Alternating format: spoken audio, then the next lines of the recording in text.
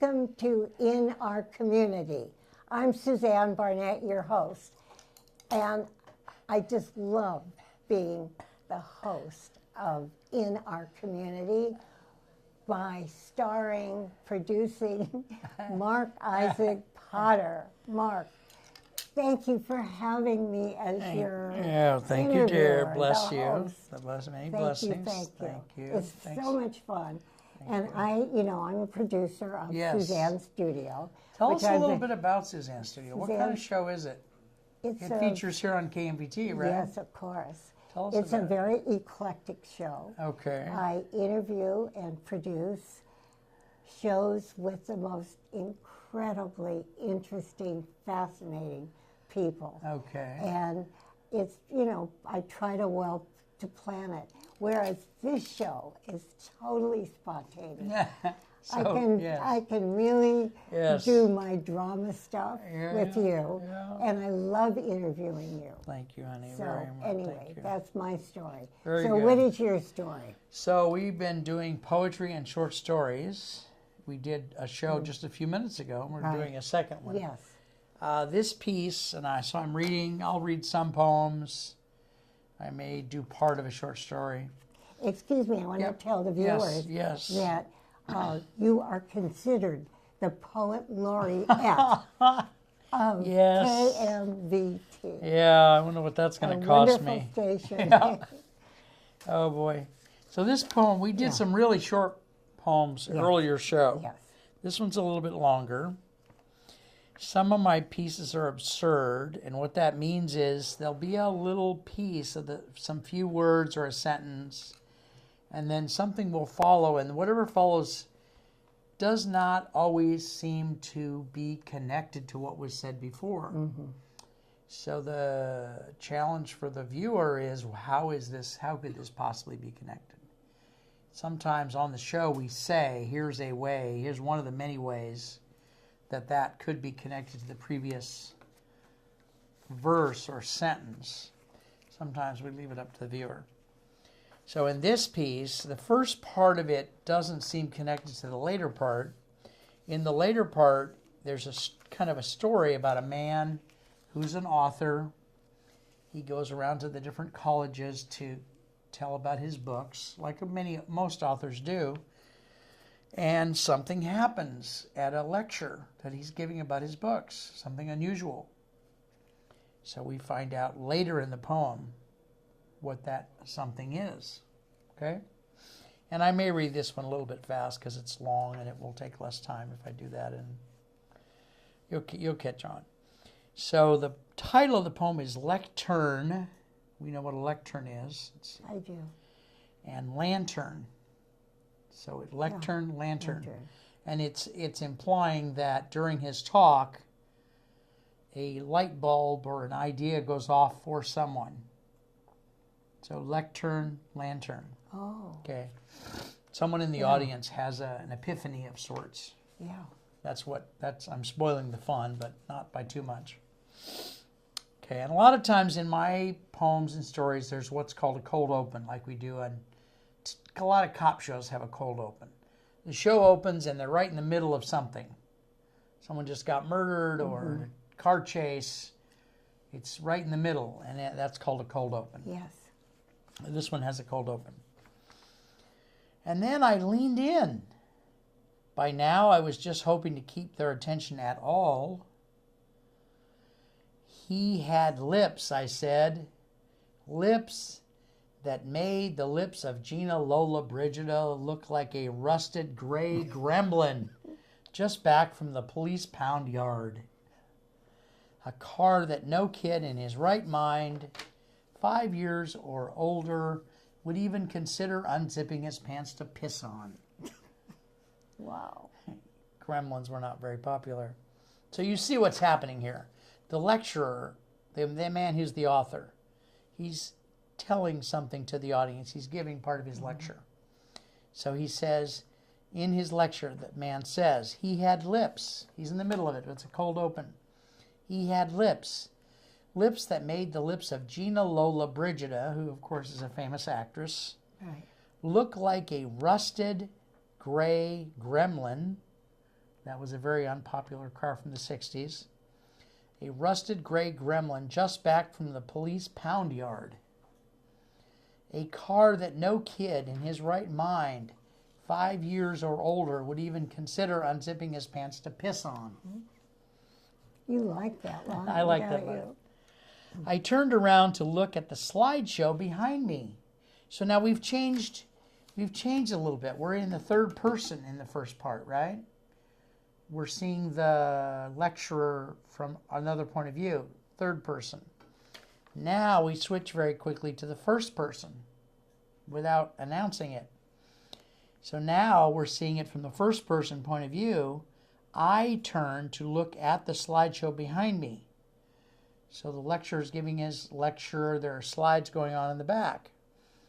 My publicist, rightly or wrongly, said that my college tour would go better if I had slides. Since many of the other poets on the circuit now had elaborate videos with big-name musicians. So he's kind of an older guy, doesn't want to do the newest thing. He's several iterations behind in being hip and chic and all that. As I looked behind me at the slideshow, it was a photograph of a young man. Now I'm going to tell you, the slide he saw was slipped in there by someone as a joke, as a prank. It's not one of the slides he had prepared. As I looked behind me at the slideshow, it was a photograph of a young man, 23, maybe 25, underwear just clinging to his derriere. How did that get in there, I whispered to myself, only to be completely obliterated, drowned out by the applause of the students. It makes you think that maybe the students pulled a prank and put an extra slide in his show. Drowned out by the applause of the students in the way that a fly stuck to a cocoon, his little feet stuck in a droplet of sorghum, would be drowned out were he caught in a tsunami. The kids, I still call college people kids, started laughing uproariously and then got out of their seats, someone on cue. Now the kids played this prank. They put the slide in there, right, to disrupt his presentation and do something funny. And so here now the kids are acting on their own prank. The kids, I still call college people kids, started laughing uproariously and then got out of their seats. Someone on cue, this was planned in advance, produced an old-style boombox, and then right there and then they started shooting a video imitating me as a bent-over old man, gravel-voiced and senseless. The boys and girls, men and women, while not getting outright naked, were certainly doing something that an evening lecturer probably is not expecting. The young people finished up their video. 2 students, 1 boy, 1 girl, quickly started editing. So they produced a video right on the spot. Now they're editing it already. Quickly started editing, one using a laptop, one using a pad-type device. Even as they walked out of the lecture hall, they were chanting, "Let my old folks go." So these kids successfully pulled a prank on this old man. That's what that poem's about. Yeah. Was this from your imagination or a true story? That I used to be a public speaker. I've given over 500 public speeches. Oh my goodness. Years ago, 20, 30 years ago. It's always challenging to be a public speaker. Indeed. I never had a prank pulled on me like that, but a lot of interesting things can happen when you're a public speaker. Is that the Toastmasters? A lot of it was almost 80, 90% of it was Toastmasters. Yeah. Some were a few other things, but most of it was Toastmasters. Yeah. So that's that piece. This one is called Wyoming. And this piece, there's a word in here I should have looked up how to pronounce, but it's a bird. The name is Grebes, and I think it's pronounced Grebes or Graves. I apologize to the audience for not remembering to look it up. Anyway, there is this type of bird, and I oftentimes will put birds, animals, plants in my poems. These days with the internet, it's very easy to do. Yeah. There is really such a bird. I'm embarrassed that I didn't remember to look it up. How to pronounce it? Maybe it's Graves. Someone may call in KMVT. Yeah, there we go. Yes, tell that man to learn how to speak English. So anyway, and another thing that happens in this poem is I like certain writers. I have for 20, 30 years. One of my favorites is a man named Weldon Keys, who was a very famous poet, jazz musician, and he disappeared. He didn't necessarily commit suicide, but he just disappeared in the mid-50s, like gone, never to return. So that's always been a mystery for those of us who like that guy. I'm going to pronounce this Graves. I think it's Grebes. As I think I remember it was pronounced in a way that wasn't obvious. Okay, so it's called Wyoming. And by the way, this Mr. Keys, the storyline on him is he lived in San Francisco at the time of his disappearance. He had gone out by the Golden Gate Bridge, and his car was found near the Golden Gate Bridge. But again, not obvious that he did anything because he had talked about moving to Mexico. But it happened. You need to know that it happened in San Francisco, and he may have gone to Mexico, because it plays an important part of the poem. Okay, part one. Part one. Please wait for part 4, as it may, possibly or not, be more interesting. Part 2. Maybe it was the high-pitched voice that doomed him, we'll never know, and that is not to be taken lightly. Part 3. There are 6 species of grapes in Wyoming. Now this is a fact. There are 6 species of grapes in Wyoming. These are the real names: pied-billed grape, horned grape, red-necked grape, eared grape, western grape, Clark's grape. Okay? Part 4. What would Weldon Keys have done if he had left for Mexico on that fateful day by way of Wyoming? Would he, for example, have left his 1957 DeSoto open and available to the various grapes, even though they are ungainly on land, and might have refused? The two situations are, in their absurdity, equally unknowable. Let's review.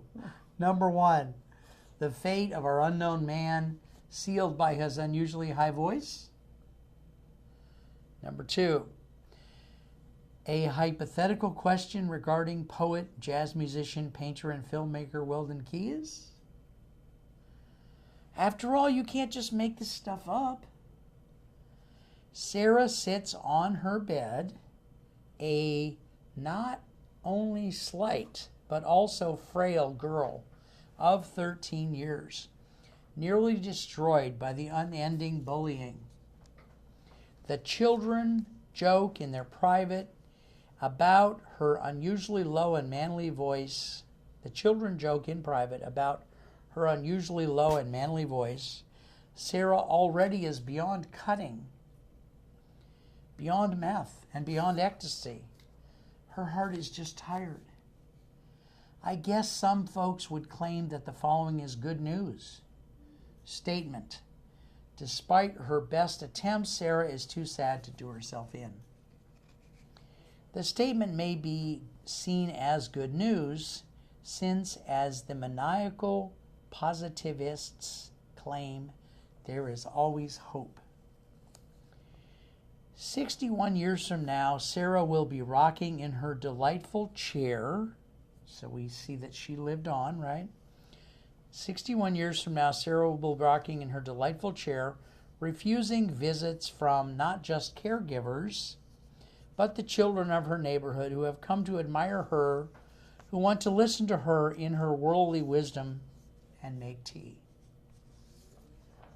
Oh, your poetry is absolutely wild. It's a positive. It has a positive ending. It does. Not easy to write them positive ends as endings. I'm telling you. Do you feel that your Zen philosophy, your background of Zen, adds to your talent? Well, that would presuppose I have talent, but yeah, Well, of course probably. you have talent, of course. Probably. You wouldn't be on TV. Really, is that right? I wouldn't be on TV if I didn't have the talent. No, man. No, sir. Well, No, I'm sir. gonna have to get me a double wide. That'd Yeah, be real yeah. good. Yeah, this one. I mean, this one's kind of, I don't know.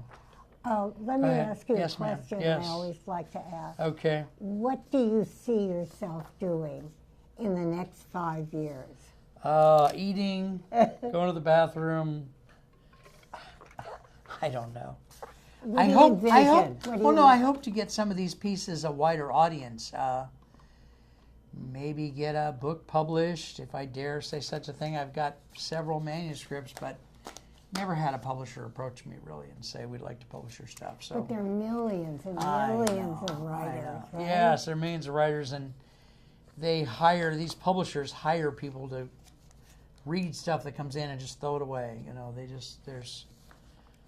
for all the millions of writers, there's 5 or 6 publishers that publish anything. So How do you think, how are these poems, especially like yours, who decides on? I think a lot, and I've said this before on camera. I think it's the connections. Writers and colleges hold different programs and conferences, and the people that have the money to go to those conferences get to connect with writers and publishers that make choices.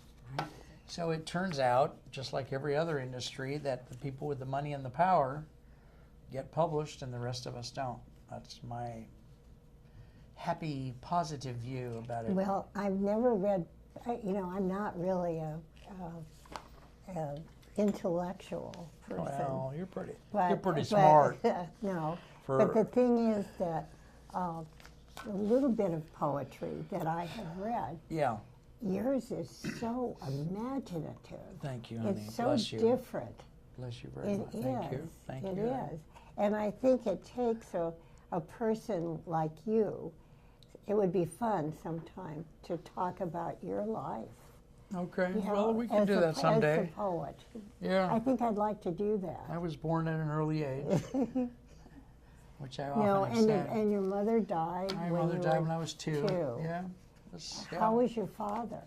Well, I mean, he was in the war. His job in the war in World War II was to be an ambulance driver who went around London picking up body parts. Oh my goodness. So he was, Oh. after the war, he was not really that happy of a guy, you know. He had a tragic experience. So he did provide well for us, good job. And he was back in the 50s and 40s, that was what the man did, was bring in the money, and the wife was supposed to raise the kids and make the meals and do the laundry and do everything else. So that was pretty much how he did it. Who raised you?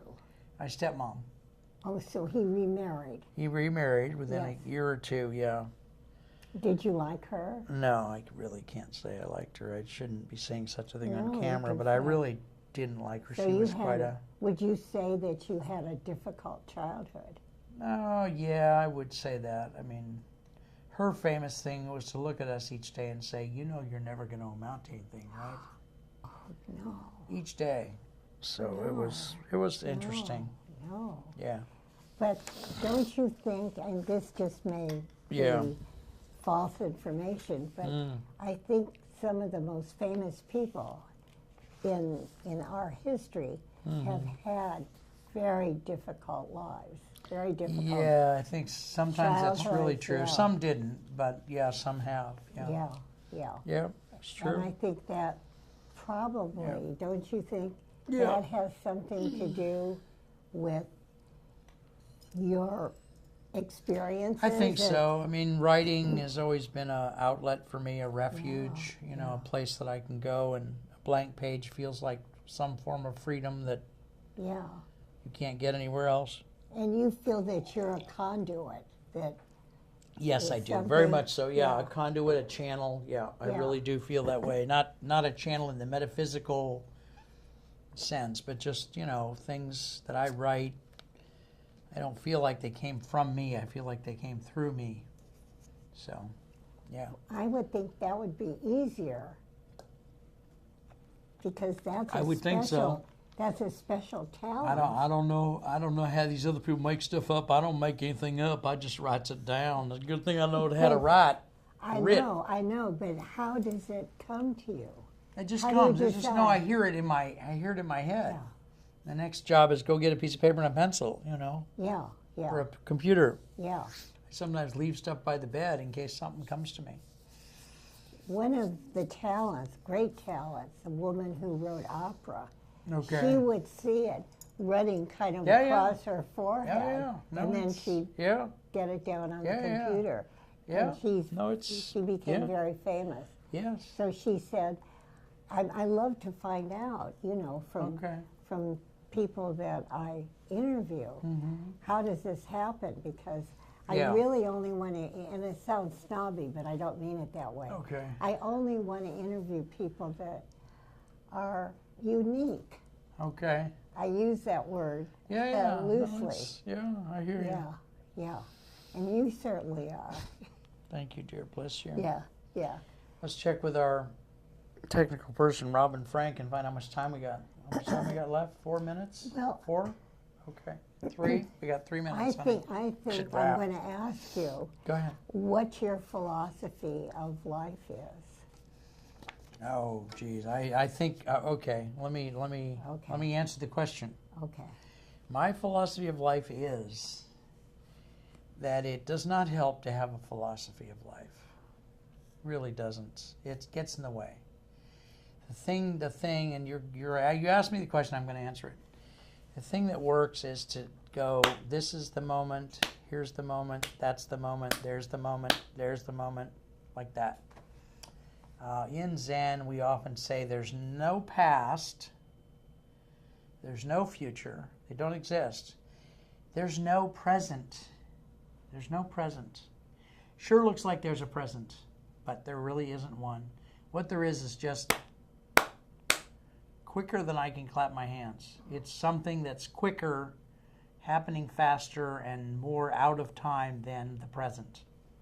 And that happens to each individual? That's my belief, my philosophy. So having a philosophy is really, it hinders us. Now, do I have a philosophy? 2 minutes. Do I have a philosophy? Yes, I do. But it won't help.